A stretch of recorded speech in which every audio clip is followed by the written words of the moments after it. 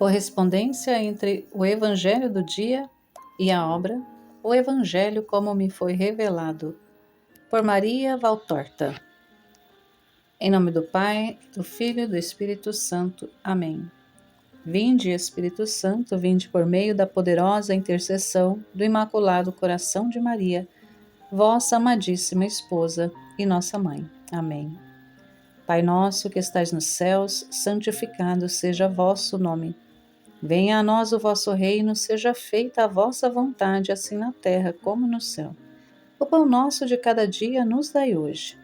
Perdoai-nos as nossas ofensas, assim como nós perdoamos a quem nos tem ofendido.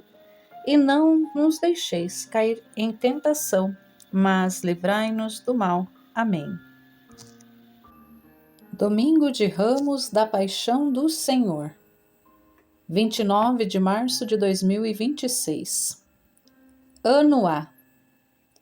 Antífona. Hosana ao filho de Davi. Bendito o que vem em nome do Senhor, Rei de Israel. Hosana nas alturas. Evangelho de Jesus Cristo segundo Mateus, capítulo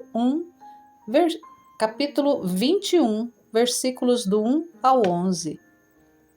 Naquele tempo, Jesus e seus discípulos aproximaram-se de Jerusalém e chegaram a Betfagé, no Monte das Oliveiras. Então Jesus enviou 2 discípulos, dizendo-lhes: Ide até o povoado que está ali na frente, e logo encontrareis uma jumenta amarrada, e com ela um jumentinho. Desamarrai-a e trazei-os a mim. Se alguém vos disser alguma coisa, direis: O Senhor precisa deles, mas logo devolverá. Isso aconteceu para se cumprir o que foi dito pelo profeta. Dizei à filha de Sião: Eis que o teu rei vem a ti, manso e montado num jumento, num jumentinho, num potro de jumenta. Então os discípulos foram e fizeram como Jesus lhes havia mandado. Trouxeram a jumenta e o jumentinho e puseram sobre eles suas vestes, e Jesus montou.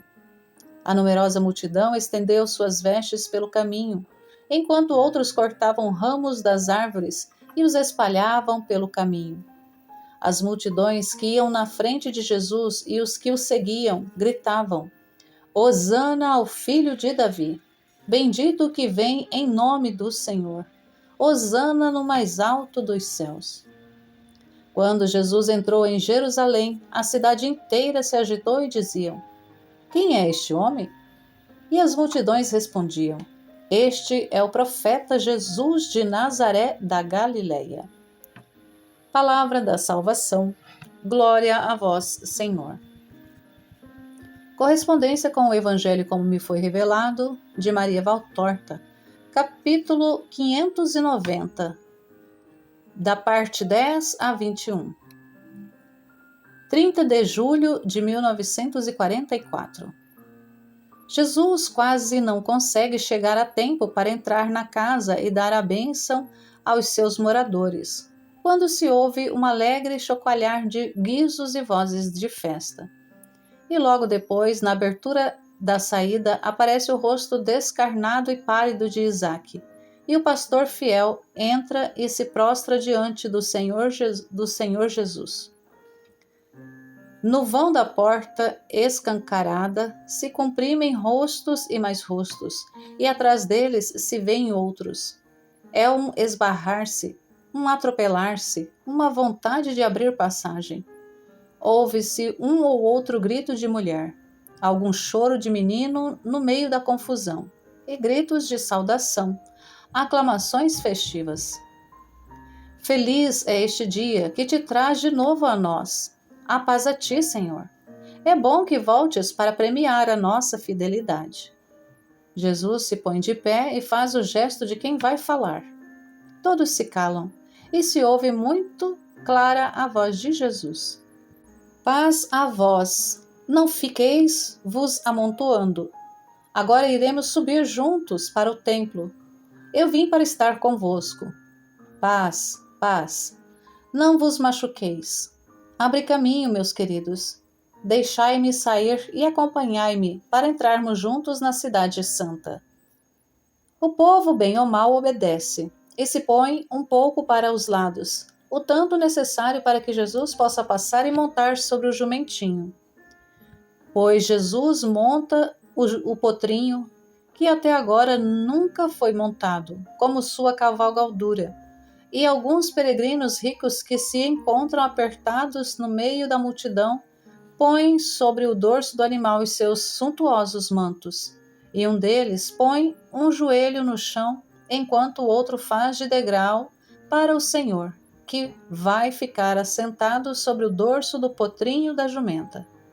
E a viagem começa, enquanto Pedro vai caminhando ao lado do mestre e Isaque vai do outro lado, segurando as rédeas do animal, ainda não domado, mas que vai indo tranquilamente para frente, como se estivesse acostumado com aquele trabalho, sem se enfesar nem empacar, sem espantar-se com as flores que são jogadas sobre Jesus, mas que muitas vezes batem nos olhos do animal ou sobre seu focinho.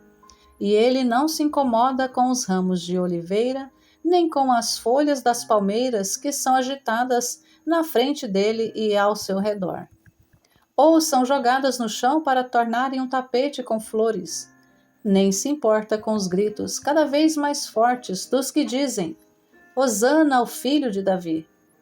Gritos que sobem ao céu sereno, enquanto a multidão vai crescendo sempre mais, com novos acompanhantes que vão chegando.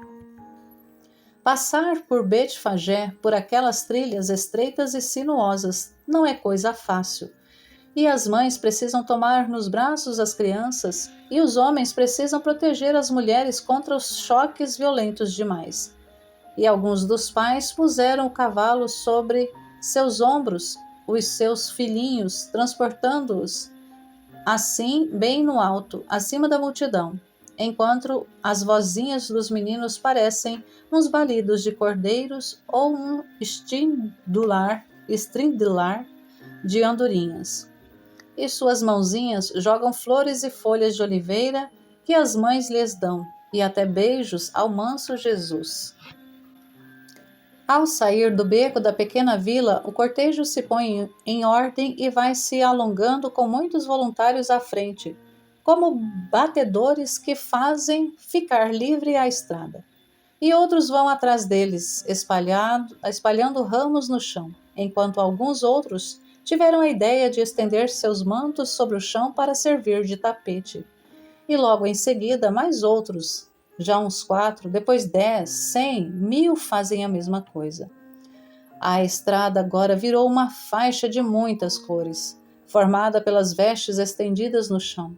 E depois de Jesus ter passado sobre elas, os mantos vão sendo recolhidos e levados até para a frente com outros e mais outros, sempre junto com as flores e os ramos, enquanto os leques das palmeiras são agitados e balançados, e os gritos mais fortes se elevam ao redor do Rei de Israel e em seu nome, o Filho de Davi, e ao seu reino.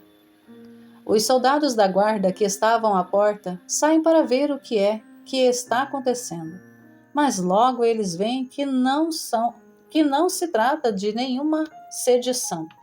E então, com suas lanças, vão postar-se ao lado do cortejo e ficam observando, espantados uns e irônicos outros, aquela estranha homenagem a um rei que vem cavalgando um potrinho de uma jumenta, belo como um deus, humilde como o mais pobre dos homens, manso, abençoando, rodeado pelas mulheres, pelos meninos e pelos homens desarmados que gritam: paz, paz. E os soldados acham estranho que esse rei, antes de entrar na cidade, pare um momento à altura dos sepulcros de Inom e de Siloã. Acho que estou dizendo bem os nomes desses lugares, onde eu vi milagres com os leprosos outras vezes. E pondo-se em pé, pisando no único estribo que a cela tem, abre os braços e grita na direção daqueles declives horrendos: onde rostos e corpos amedrontados se mostram olhando para Jesus e lançando seu grito lamentoso de leprosos. Nós somos infectados, a fim de repelir os imprudentes, que para conseguir ver bem Jesus, poderiam subir até mesmo naquelas encostas corrompidas e infectadas. Quem tem fé em mim, invoque o meu nome e assim tenha saúde. E os abençoa, retomando seu caminho e dando esta ordem a Judas de Queriote. Comprarás alimentos para os leprosos, e com Simão os levarás a eles antes da tarde. Quando o cortejo vai entrando por abaixo do arco da porta de Siloã, e depois, como uma torrente, se revira para dentro da cidade, passando pela vila de Ofel, na qual cada terraço se transformou em uma pequena praça cheia de pessoas que proclamam Hosana, jogando flores e derramando perfumes lá do alto sobre a rua, procurando que eles caiam sobre o Mestre, e ao ar está saturado pela fragrância das flores, que vão morrendo sob os pés da multidão, enquanto exalam suas essências, que se espalham pelo ar, antes de caírem no meio da poeira da rua.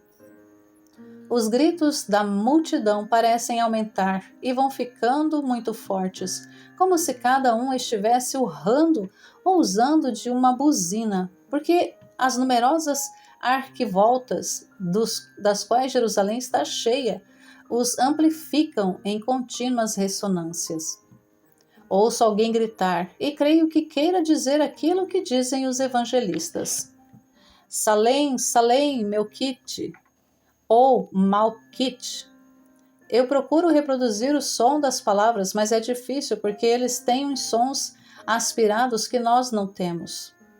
Um grito contínuo, semelhante ao urro de um mar tempestuoso, no qual não cessou ainda o fragor dos vagalhões, que continua a esbofetear as praias e os escolhos. E o novo vagalhão aproveita para formar um novo e maior fragor, sem nunca haver uma trégua.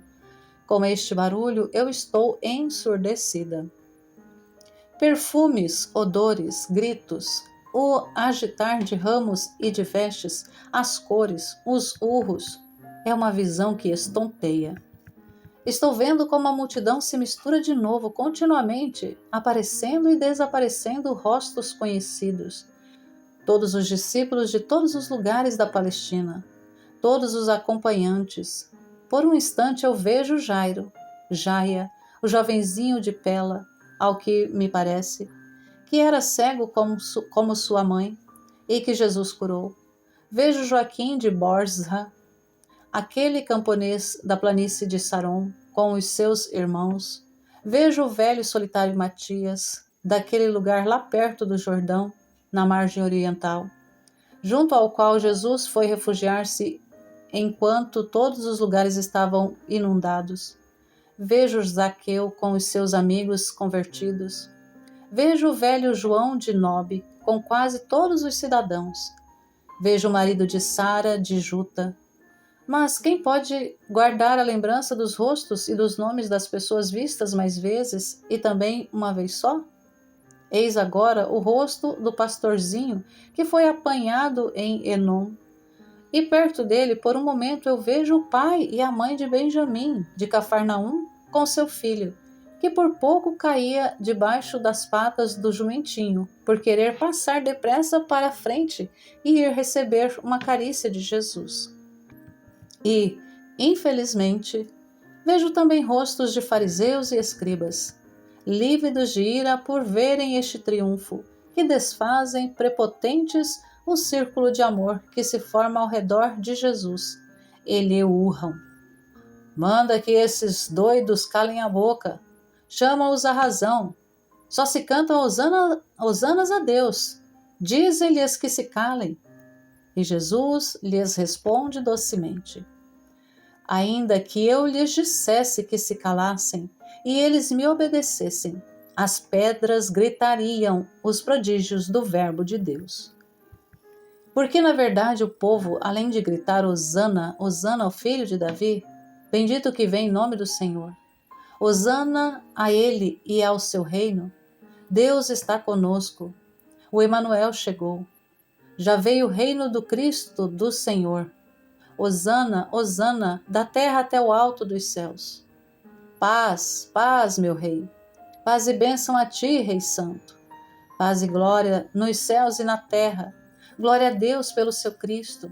Paz aos homens que o sabem acolher.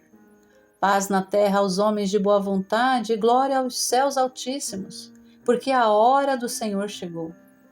E quem dá este grito último é o grupo compacto dos pastores, que repetem o grito do Natal. Além desses gritos contínuos, as pessoas da Palestina contam aos peregrinos da diáspora os milagres que elas viram. E a quem não sabe o que aconteceu, por ser algum estrangeiro, talvez de passagem pela cidade, que lhe pergunte: quem é este homem? O que foi que aconteceu? Eles explicam: é Jesus, o mestre de Nazaré, da Galileia. É o profeta, o Messias do Senhor, o prometido, o santo. De uma casa, e faz pouco tempo que passaram diante da porta dela, pois vão andando muito devagar, sai um grupo de jovens robustos, trazendo vasos de cobre cheios de carvões acesos e incenso, que se vai queimando e lançando nuvens de fumaça cheirosa. E essa cerimônia é bem aceita e repetida, e muitos outros jovens saem correndo para a frente ou já estão voltando, passando pelas casas e pedindo fogo e resina cheirosa para queimarem em homenagem ao Cristo. A casa de Anália aparece. O terraço todo engrinaldado pela videira com suas folhas novas, que tremulam ao sopro de um vento suave de abril. Tem do lado da estrada uma fila de jovenzinhas vestidas de branco, com véus também brancos, e no centro delas está Anália, com cestos cheios de rosas despetaladas e de lírios, que elas já estão começando a jogar para o ar.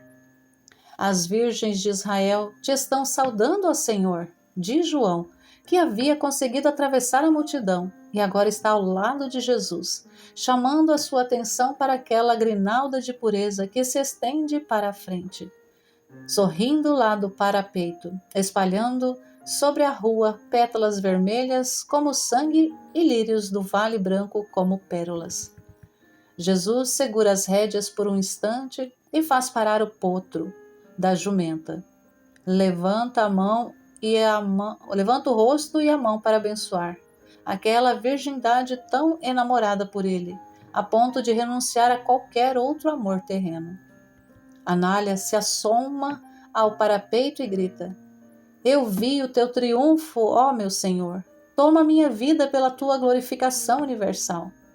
E com um grito muito alto, enquanto Jesus vai passando pelo lado de baixo de sua casa, ela o saúda.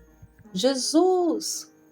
Ouve-se um outro grito diferente, mais forte do que o clamor das turbas.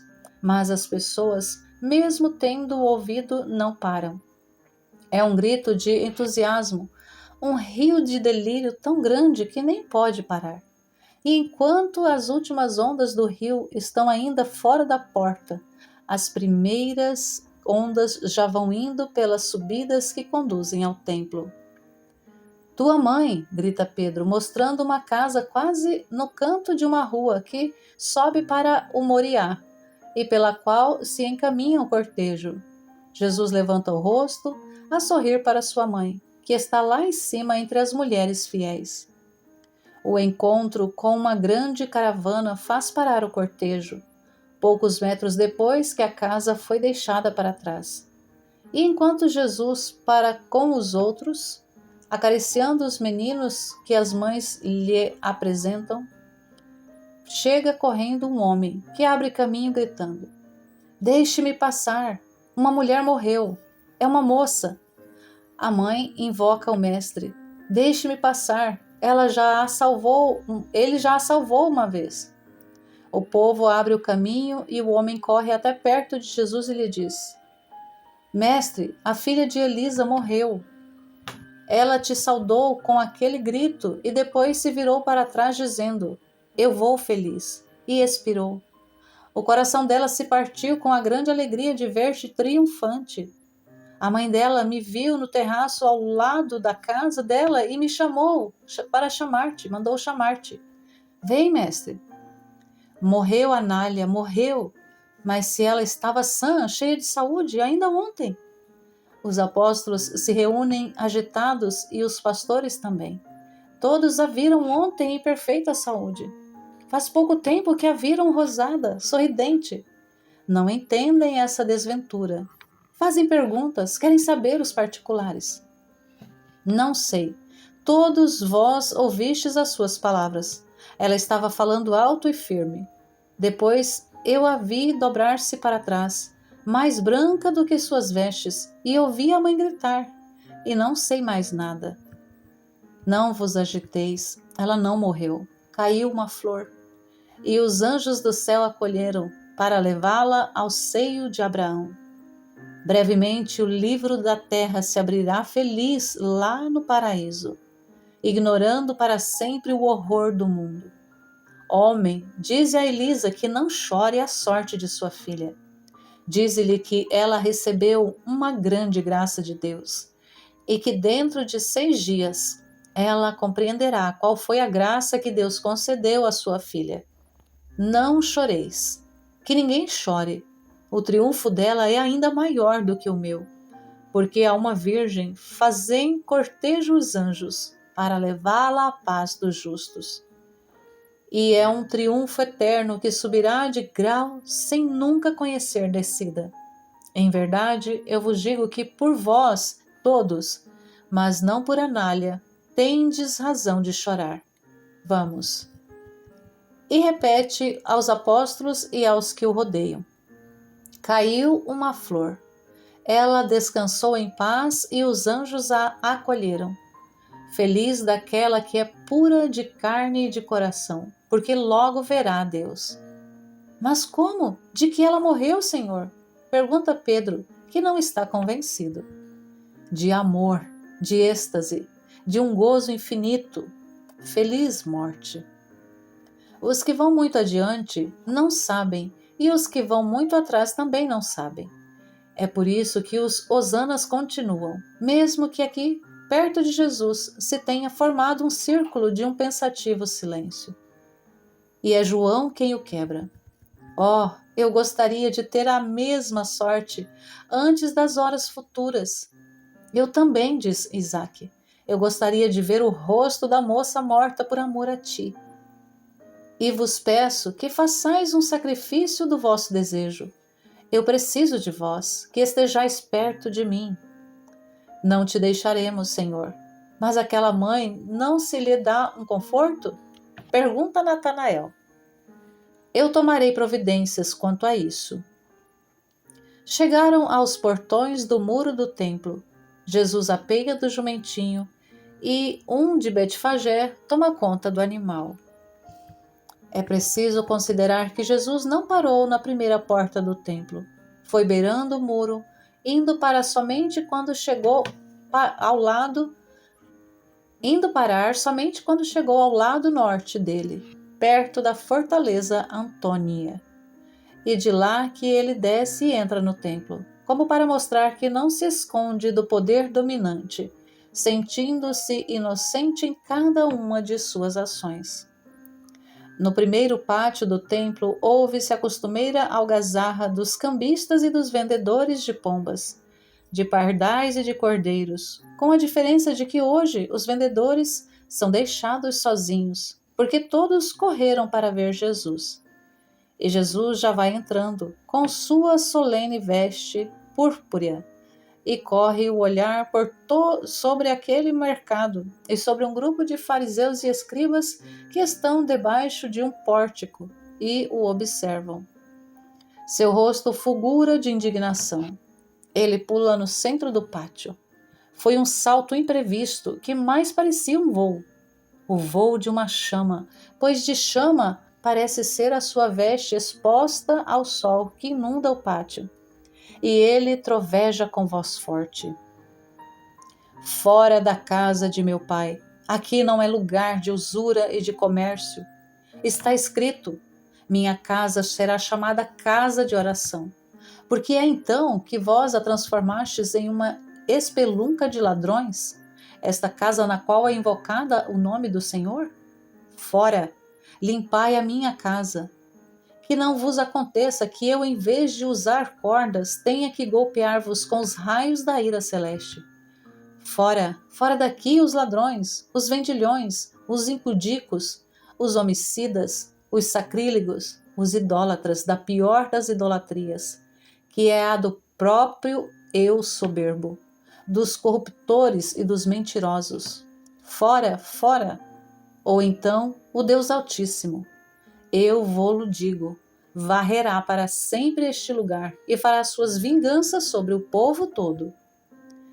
Ele não repete as chicotadas da outra vez, mas visto que os feirantes e os cambistas estão tardando a obedecer, ele vai à banca mais vizinha e a vira de pernas para o ar, jogando no chão as balanças e as moedas. Os vendedores e os cambistas se apressam em cumprir a ordem de Jesus, depois de terem recebido este primeiro exemplo. E Jesus vai gritando atrás deles: e quantas vezes eu terei que dizer que este lugar não deve ser lugar de imundície, mas de oração? E olha para os do templo que, obedientes às ordens pontificais, não fazem nenhum gesto de represália. Depois de limpar o pátio, Jesus vai aos pórticos, onde estão refugiados os cegos, os paralíticos, os atropiados e outros doentes, que o invocam em alta voz. Que quereis que eu vos faça? À vista, Senhor. Os membros, que meu filho fale, que minha mulher fique sã. Nós cremos em ti, Filho de Deus. Que Deus vos ouça.